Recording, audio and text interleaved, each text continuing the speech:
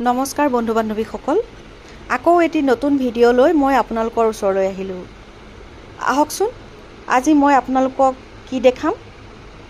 আহক, তেজপুৰ টাউনৰ পৰা 6.1 কিলোমিটাৰ দূৰত এয়া টাউনৰ মাজেৰে আহি আছোঁ।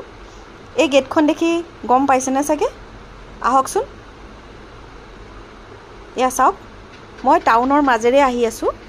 এয়া কলৈ আনিছোঁ চাওক, পাই গ'লোহি, পাওঁ আৰু এয়া চাওক, চিনি পাইছেনে? ক'ত লৈ আহিছোঁ মই আজি আপোনালোকক? হয়, শ্ৰী শ্ৰী মা ভৈৰৱী মন্দিৰলৈ।